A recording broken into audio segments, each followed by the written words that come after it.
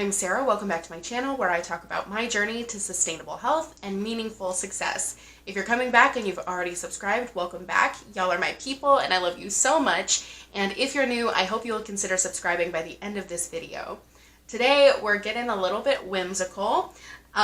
We're talking about unicorns, surprisingly, with regards to Amway. I'm just going to play this audio and cut it down, cut out all the anecdotal stories, and I will probably give the majority of my reaction to it at the end of the audio. I grew up in a neighborhood, a small neighborhood in middle of Michigan where everyone that lived in our neighborhood were blue-collar automobile industry factory workers. So my dad was a factory worker, right? So I knew that in order to make money, you could trade hours for dollars doing manual labor. And that's what most of my friends' parents did. That's what they did. And that was something that I knew. I knew that that was a way of making money. But I also knew that my parents worked a lot of hours and made almost no money. We were lower middle class. We weren't broke, but we were lower middle class. And so as I became a teenager and I was growing up and my parents wanted me to have a better life than they had, I was given the advice that a lot of you were given by your parents. Go to school, get a good education, get a good job, and that's how you can maybe live at a higher level than my neighbors and my friends' parents lived. And so I did that. I was the first in my family to go to Michigan State University.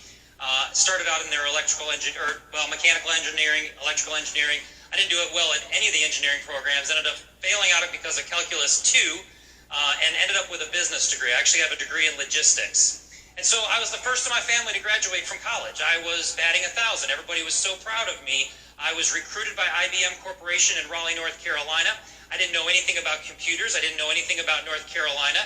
But IBM were 3 letters that I knew would always look good on a resume, and 32,000 other reasons for me to move to North Carolina. Right? And so that's what I knew. I knew that you could trade hours for dollars in a factory and be a laborer. Or I knew that you could go to college, pay your dues, live on ramen noodles for 5 years, and you'd maybe be given the privilege of trading hours for dollars in an air-conditioned office. Okay, just needed to pause this right here because this is how they kind of frame jobs as well. Like they say, a job is either, you're doing manual labor, trading hours for dollars, or you're doing something in a nice cushy office, trading hours for dollars, and that's it. But obviously, we all know, if we actually take a moment and reason, number one, there's so many different, trades that you could go into. That doesn't necessarily mean that you are working really hard with your physical labor, or that you're just sitting in an office, wasting your time away, wasting your life away. A lot of people who go to college for a specific reason. They want to become nurses and doctors, or they want to become lawyers and help people, and criminal justice workers and everybody. I mean, there's so many different jobs that actually have passion and isn't just driven by money. I understand, the job that I work currently, I wouldn't go there just for fun. It's not like I'm really passionate about the work that I do. I do it for a living, but I also find that there's a lot of satisfaction in doing hard work and doing work that actually means something and that actually contributes to society. So leave down in the comments below any of your examples. If I missed some examples, list some examples of different jobs that are actually highly driven by passion and compassion rather than just money. Because this guy is literally just saying, well, if you're going to make money, doing a job is just basically wasting your life because you're just doing it for money. You're trading time, which is your life. It's the most important value for the least important value, which is money. Which is dude, if that's why you're doing a job, maybe you need to look for a different way of making income that doesn't scam people and have other people buy into this false dream that you have in front of them while you scam them out of their money. Because only the top 1% of people actually make the kind of money that he makes, if not less than that percentage. But looking back on it, there's really not much difference between those two scenarios, are they? This guy wears a uniform with his name. This guy wears a clip-on badge with his name and his picture. Same thing. Okay? So I knew that those two ways of making money existed. And quite frankly, when I was 23 years old, working at IBM, 6 months after starting there, I started to ask myself, oh my gosh, is this it? Right? Is this what I'm supposed to do till I'm 65 years old? Now, because I was a purchasing agent at IBM, I had the privilege of calling on some local suppliers. And so I had an opportunity early on in my career at IBM to go visit a local manufacturing plant in North Carolina, and I met with the owner of that plant, and I got just a small idea in my mind that it might be kind of cool to have my own manufacturing company. Like maybe provide the jobs instead of just have the job. You know, he had a Cadillac, he had a reserved parking space, he had his own big office with a high-back leather chair, and I'm like, that's kind of a big shot, cool thing to do. And that would be better than me slaving away at IBM doing my corporate thing.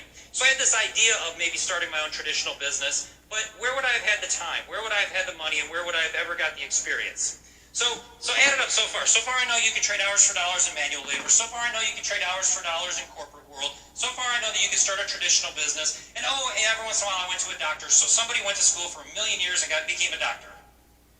But at 23... I am so frustrated by how demeaning he is with regards to people who are in a medical professional or medical profession. Especially this time of the world, it's like, oh my gosh, dude, get a clue. But yeah, no. He just totally brushed off the idea of owning his own business because it would take time, money, and experience. Okay, sir, why would you want to become a business owner if you didn't have experience in that business? Like, yeah, owning a business is going to take hard work, but that's what it takes to cut it in the business world. So, honestly, he just comes across as sounding so lazy and kind of an asshole for just saying the kinds of stuff that he's saying about, yeah, you just go to the school for a million years and become a doctor. And it's like, yeah, that's really valuable. Like, as someone who probably would have not survived up through this time without medical professionals, are you kidding me? Dude, like, so tone deaf. 23 years of age, probably like many of you, I knew those 4 ways of making money existed. And that was pretty much the extent of every single human being in my life up till that point knew those 4 ways of making money. And then a guy by the name of Greg Charney, he's in the audience there somewhere, Greg. Greg Charney decided to pick up the phone one Sunday evening at team calling, and he was a coworker of mine, and he called me, and here's what he said. Don't write this down. This wasn't his script. His script was, I'm in business with people that are rich and free and don't have jobs. And I'm looking for some people who want to be rich and free and don't need a job. Okay. Now, if I know these 4 ways, for 23 years of my life, there's 4 ways of making money. None of them involve being rich and free and not having a job. He might as well have been describing a unicorn to me. It doesn't exist. It is a unicorn, rich and free. But I'm like, okay, I'll bite. You know, he's a manager at IBM. He seems to be committed to his pitch. I'll see what this is all about. And I went through the process of him sitting down and talking to me. I went through the process of going to the meetings. I actually met a unicorn. His name was Alan Loniger. That's my upline diamond. He showed the plan the night I came to the meeting. I sat on like the 2nd or 3rd row, and Alan Loniger got up there and said, this wasn't his exact words, but I could look at the plan and see the numbers. He says, I'm rich and free and don't have a job. And then Joe Markowitz pulls in, and Greg says, let me introduce you to my sponsor, Joe Markowitz, who's also rich and free and doesn't have a job. Right? And so, like you, if you're relatively new, someone told you about this rich and free and you don't have a job. It's strange. I get it. If you're 30 years old and you're minding your own business at a supermarket and somebody comes up and starts talking to you about unicorns, you're going to think they're a little weird. But you know what's cool? There's thousands of people in this audience that you are open-minded enough to say, you know what? Maybe there is more than ways of making money than what I've been told. And so what we're here to tell you is that unicorns exist. And you know what? The people building the business today that are in their 20s don't have any more potential distractions than Alan and Michelle Loniger had when they were building their business when they were in their 20s. Maybe they're a little bit different distractions, but I promise you, Alan and Michelle, and I'm just picking them out because they're sitting down here in the front, they had to say no to just as many things back then to be able to live rich and free today as you'll have to do today if you want to live rich and free tomorrow. It's not any different, right? And I just think, we could have, I guess, to a degree, had the same entitlement mentality that a lot of young people have today. That, I can't go contacting every day because I got to spend an hour in the gym. Well, here's a tip. I didn't go to the gym because that was a sacrifice I was willing to make because I could go to the gym when I was rich and free, and I'd never get rich and free if I allowed the gym to get in the way of it. Oh, I got to eat clean. What do you mean eat clean? You're 20. You're in your 20s. You're broke. You can't afford to eat clean. 24. Eat clean. We eat frozen pizzas and meal bars for crying out loud. I didn't eat clean. I wasn't gluten-free. I wasn't all this stuff that... Are you serious? I could have been. Serious about your health? I could have been involved in my local church, but I realized that interfered with me becoming rich and free. See, I got tons of time today. Wait. Let's replay that. I'm not busy. I'm free. I wasn't all this stuff that... Are you serious? I could have been. I could have been involved in my local church, but I realized that interfered with me becoming rich and free. See, I got tons of time today. You guys don't understand how non-busy I actually am. I could eat so clean it would blow your mind. I could start a farm. I could. I have the time to grow my own stuff. I do. I have more time than you can imagine. I didn't have a $600 a month Audi payment when I was in my 20s. Why do you feel entitled to have that? Right? You see what I'm saying? We made quality decisions to focus on things that were going to make the difference for us down the road, and it's the same decisions you have to make. By the way, why are we such best friends with Alan and Michelle Loniger? Because back in the day, we were strange, and we didn't care. We weren't trying to fit into society and to fit into IBO society. We didn't care about the rest of society. We couldn't wait to go to a night out and hang out with other people who were making the same decisions that we were making, which is what drew us together. Right? We weren't trying to fit in at our jobs and fit in our community and fit in at our churches we weren't trying to do any of that kind of stuff. And you know what? Because we didn't do that during our 20s, people ask me, why do you live so good? Because I made really good choices in my 20s. That's why I live the way I live. No one asks you that. I made better use of my 20s than most people do today in the world. Most people have got the same opportunities in their 20s and 30s to become rich and free, but they won't because they're hanging on. They got that spider monkey mentality, which you can look it up if you don't know what that means. They got spider monkey mentality holding on to something. But you know what? I love my freedom. Let me tell you a little bit about my freedom, because this is things that I've been doing. Monday morning, we're going to be tired after this conference. This is what my Monday morning is going to look like. I'm going to be laying in bed until I wake up. But see, I'm going to here's my goal. My goal is not to get up. I'm going to look for ways not to have to get up. So I'm going to start by opening one eye to see if there's anything that could maybe make me want to go back to sleep. And then I'm going to reach over and grab the remote control that controls the blackout curtains in my bedroom. And I'm going to push that button, and the curtains are going to open, and then I'm going to open the second eye to look out and see if there's anything out there that might be a good reason to go back to sleep. Like if it's raining or it's overcast, I'm going to go back to sleep. And then if that's all good, everything's still going well, then a leg's going to come out from underneath the covers to check the temperature in the atmosphere. So now I've got both eyes open and a leg hanging out. If everything's progressing along nicely, then I'm going to pull the sheets off and I'm going to lay there. And then I usually kind of start with some prayers of thanks for breath in my lungs that day, being a part of this organization, our school, my family. And I'm just going to thank God for what's going on. And then I'm going to get up. I'm going to turn off the air treatment system, which makes a real nice hum to allow me to sleep every night. And I'm going to walk out to the kitchen where there's already a pot of coffee that's already made. I'm going to grab my cup of coffee, and then I'm going to walk out on my deck. And I'm going to look around on my deck as I'm sipping coffee. I'm going to say hello to the geese that are out on the lake. And I'm going to walk back in the house. I'm going to decide what exactly do I want to do for breakfast. Do I want to make eggs? I don't have to make bacon because we have an employee that works for us that makes 4 pounds of bacon for us every single week and puts it in the refrigerator. That's their job. Because that's something that you don't want to actually do. That's my normal, that's how I'm going to wake up on. That's how I wake up almost every single day. You know what I like about freedom? This past winter, we're out in Utah, we're skiing, we're there for a week. It's super expensive. It's like $1,800 a night to stay. 6 inches of snow is coming to Charlotte, which is going to be a mess. 12 inches of snow is predicted to fall where we're skiing, which is going to be awesome. You know what free people do? They say, you know what, let's stay an extra day. So what if it's another $1,800? I got no job, I got nowhere to be. Let's stay an extra job, just so I didn't have to deal with Charlotte traffic. Joe Markowitz says, hey, we're doing a snowmobile trip in Montana. I'm like, I'm free, I'm good, let's go. That sounds like a great way to spend a couple of days. I'm cool with that. Hawaii a couple other days later, I could do that. Joe invites all the diamonds to our house to do that 4 series audio, Winning Lifestyle, which is going to be awesome, by the way. You know what? He says, hey, you mind if we do that at your house? I'm like, sure, no problem. I'm free. Come on over. Hey, here's something. If you're on my team, let me share with you one of my pet peeves, okay?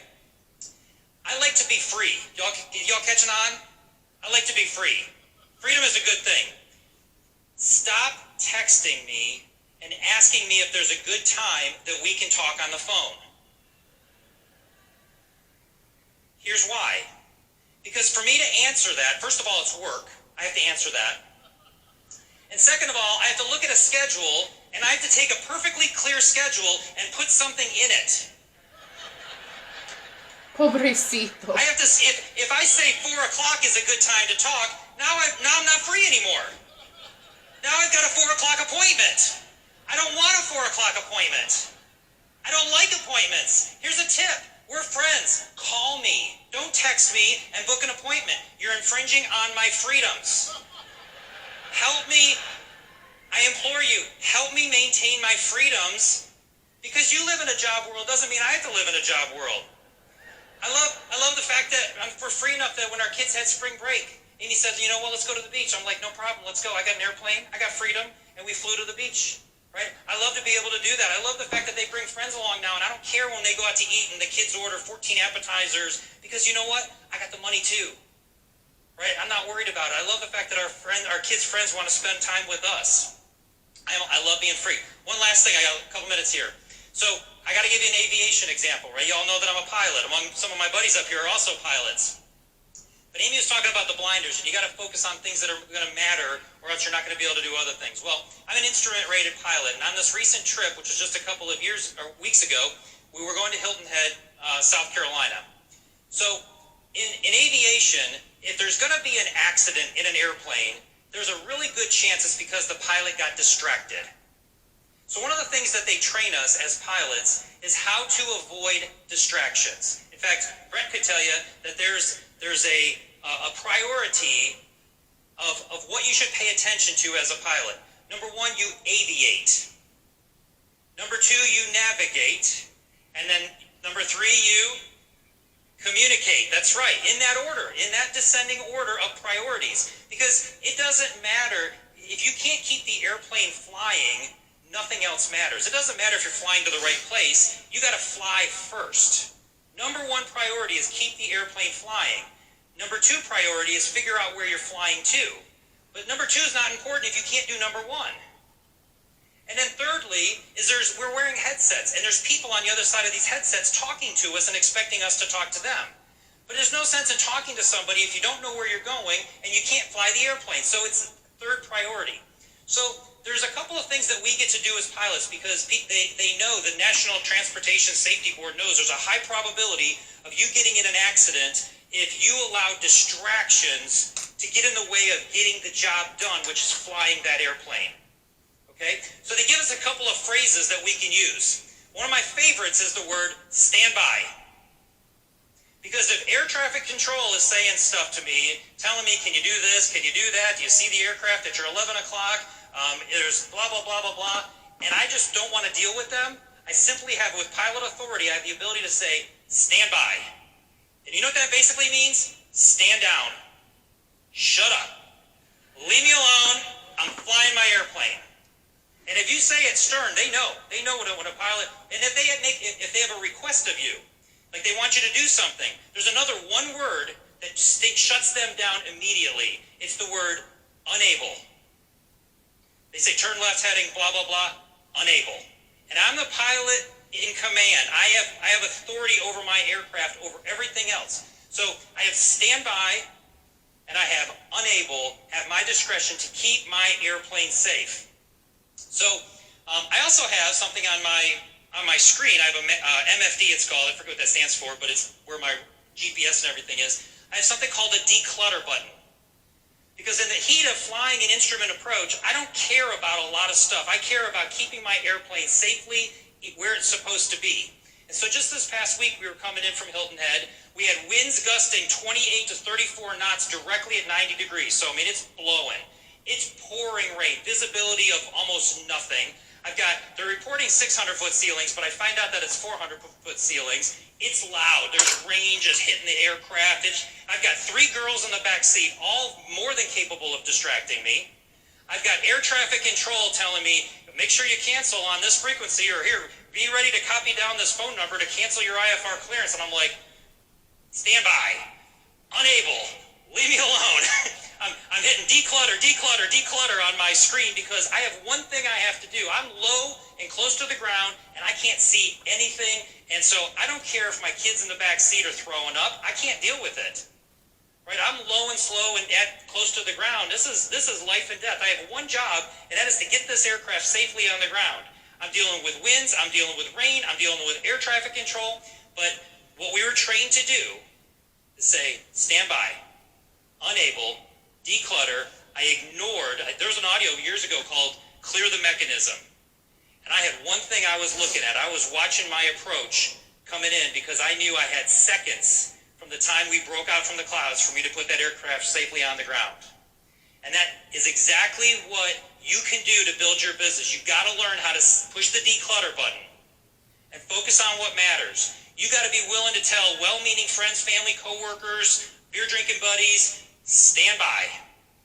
I am unable to do those things because if you don't focus, you're going to be just like every other millennial out there that just gets distracted by so many things that you think you're entitled to, and you'll never enjoy being free and rich. God bless you guys. Come join us. For existing IBOs only, not for use with prospects. The success depicted in this profile may reflect income from sources other than Amway, such as earnings from the sale of training and education materials, or other businesses and investments. While the techniques and approaches suggested have worked for others, no one can guarantee that these techniques and approaches will work for you. In addition, we want to emphasize that success in this business does not come without hard work.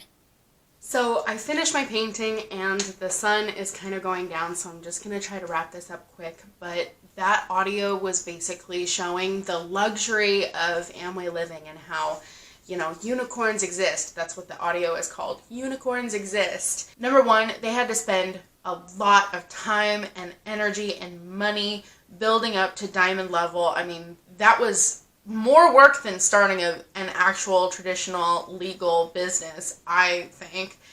And also it's just kind of like, who wants to live like that? I don't know. I mean, maybe I have an unpopular opinion, but I take joy and pride in working hard for a living, or just working for a living and actually doing things that I'm passionate about.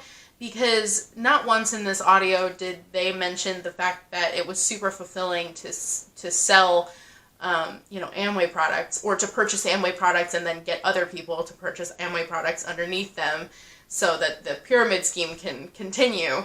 But not once did he mention that he was actually really excited about the work that he was doing or working with people. I mean, it's all about money for this guy and for his wife. So it's like, the only merit that he mentions about doing anything in life is just whether or not it's going to get you money and allow you to, not have any reason to get up in the morning. Basically, is what he just said. It's like, I don't have any reason to go get up in the morning. I don't have any reason to go back to my house after vacation. I don't have any reason to do anything or be accountable to anyone because I'm literally an island. And I just do what I want. I isolate myself from friends and family who would want to do things with me throughout the course of my life, but instead I'm going to work the majority of my good years in life to be able to hang out with a bunch of other rich people who don't have anything better to do than just to lay in bed or go on vacation and never return. It's pretty depressing when you think about it, actually. But I wanted to take this opportunity to remind you of the video that I filmed and posted 89 days ago, I posted the Amway Ltd versus Sarah Girl face-off, where I did 90 days of consistency of reforming effort. And I will link that video down below. The core run that they had us do had 9 habits of building this business, and every single time I did a 90-day core run. That was 3 months of consistent, non-stop work and effort trying to build my business. And so I would never get anywhere with that. I would never actually build my business or have anyone join my group or any product sold. I was making no progress with my 90-day core runs. But this is going to be going up the day before the 90 days are up. So on day 89 of my 90-day core run. So I just wanted to recap some of the things that I've done. I have not been posting to Instagram because it wasn't serving me, and I don't know how much it was serving other people, but it was just, it seemed like an unnecessary step to be posting every single day on Instagram. I'm not huge on Instagram, but I try to update it pretty regularly. So step 1 was to share love, joy, and peace every single day, and I have done that even throughout quarantine and kept my social health going. Step 2 was mindful consumption, which I have been regularly recycling, finding sustainable alternatives to different products that I'm using. But not only that, but I completely changed my eating habits, and I have been mindfully consuming whole foods rather than anything else. And I've lost 24 pounds and majorly improved my relationship with food through mindful consumption. Step 3 was get creative, which obviously we do that a lot around here. I have crocheted a bunch. I've made a blanket and a couple of pillows and continue to make videos. Actually, I think it was in the midst of this 90-day core run that I upped my video uptake to, or my video output to 2 videos per week instead of 1. So if you're new to the channel, I post anti-MLM and meaningful success videos on Mondays, and I post about my health journey on Thursdays. So that has been, I've been in a total creative zone for the past 90 days. Number 4 was to listen daily. So I've been keeping up on podcasts and joining different webinars. I've done a webinar from Amy Landino where she talks about defeating fear as a business owner, and listened to a ton of webinars and joined a lot of live webinars for school, and just continued to really maintain my mindset as far as the different goals that I want to achieve. Step 5 was to read consistently. I've read a ton of books, and if you keep up on my journey, you will see how many books I go through and the kind of things that I'm actually applying. So not only am I just absorbing this information, but I'm actually applying the information, applying it to my finances, applying it to the way that I relate to other people, and just in general the way that I organize my life and maintain a mentally healthy balance. Step 6 is scheduled workouts. Do scheduled workouts. I haven't been scheduling my workouts, but I have been continuing to press myself, push myself physically. So I have accomplished my year-end goal of a 5K, and then I did another 5K, and then I walked 4 miles. So I am continuing to push myself physically and have actually achieved a lot more physical ability within the last 90 days. Number 7 was to fortify my dream, which I certainly have. I've started going back to school. I'm continuing to build myself and continuing to grow the dream within the next few years that I will be able to accomplish, in addition to just finding new ways to spend my money wisely and also to save my money. Step 8 was to deepen my relationships, which definitely has happened. I have continued to keep up with my friends that I've been separated from due to quarantine, and my relationships with my family are better than ever. And I think within this audio of Unicorns Exist, there's a strong theme of delaying time with your family, delaying time with your friends, and delaying quality time with the people that you love in order to go after the money that you want. And the fact that that's no longer my obsession and that's no longer my focus in life is just so relieving. And I am thriving. And like, it's so weird to say that because, there's a lot of times where I think a lot of people feel a little bit guilty to admit when they're actually doing well and things are actually going great. And I know that people are generally attracted to more dramatic situations in life, but legitimately, my life is freaking awesome. And I think the majority of that is coming from the relationships that I've really been investing in. And, calling my older brother, which when I was in Amway, my older brother and I barely talked. And my parents and I barely talked. I mean, I kept up with my mom, but we fought all the time. And I barely talked to my grandma, and now I talk to her regularly. So it's like there's a lot of benefit just coming from focusing on the things that are important to you, and focusing on things that are actually going to last rather than just material possessions. And then step 9 was to communicate on Instagram, which I called an audible. And I just said, you know what? I'm not going to do that. I'm not, because it was too stressful and it wasn't actually progressing anything. I think I've probably gained like 20 or 30 followers on Instagram, but I'm not trying to be a big Instagram influencer or anything like that. I actually have gained a lot of subscribers on YouTube though. I think I started my 90-day core run at 143, and right now we're at like 262.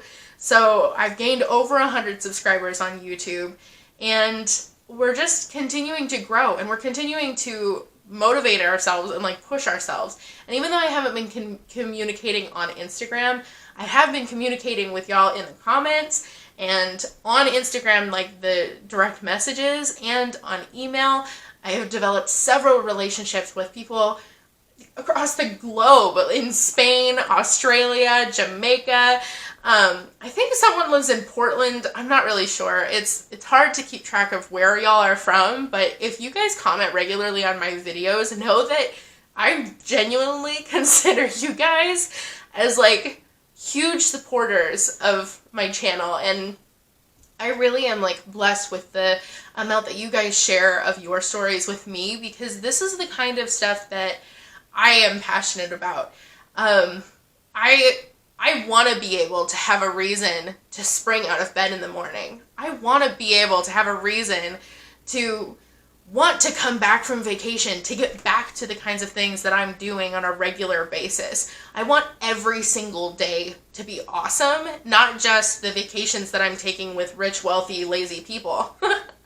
And no, they weren't lazy to get to Diamond, but now they have literally just, this audio was kind of depressing thinking about the fact that, like, he basically had no reason to get up in the morning. Yeah, he had kids, he has a wife, but he does not feel any sort of passion for the kinds of things that he's doing in his life. He is just content with just having money.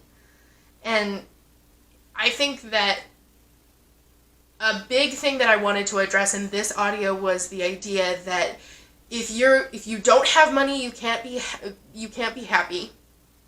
And if you have a job, you can't possibly be fulfilled in your life.